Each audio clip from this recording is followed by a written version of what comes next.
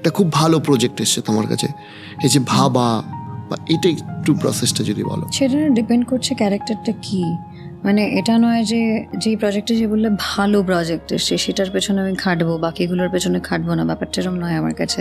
ব্যাপারটা হচ্ছে সবকটা ইম্পর্টেন্ট ইকুয়ালি। যেই ক্যারেক্টারের জন্য মনে হয় যে না এটা আমাকে এক্সট্রা কিছু এফোর্ট দিতে হবে, সেটা একরকম এফোর্ট দিই। আর যেটাতে মনে হয় যে না এইটা হয়তো স্ক্রিপ্টের উপর ডিপেন্ড করলে চলবে, সেটা ক্যারেক্টারের উপর অ্যাবসলিউটলি ডিপেন্ড করছে, প্লাস স্ক্রিপ্ট।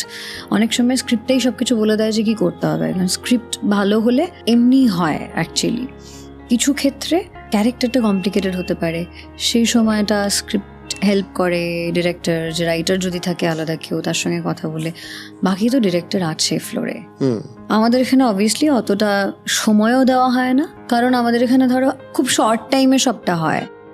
আজকে বললো হয়তো 1 মাস বাদে শুটিং, বা ধরো 15 দিন বাদে শুটিং, ওই 15 ডেজ তুমি বারবার করে স্ক্রিপ্টটা পড়ে যেটুকু বোঝা যায়, যেটুকু হেল্প ডিরেক্টরের নেওয়া যায়, ওর মধ্যেই যা প্রিপারেশন আর কি।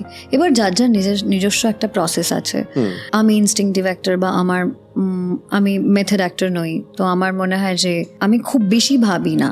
আমার মনে হয় খুব বেশি ভাবলে হয়তো সেটা মেকানিক্যাল হয়ে যেতে পারে, খুব বেশি রিহার্স না করলেই ভালো, এরকম মনে হয়। এবার দেখো আমার উপর কিছুই ডিপেন্ড করছে না ফ্লোরে যাওয়ার পর, যেমন ডিরেক্টর চাইবে। অবশ্যই।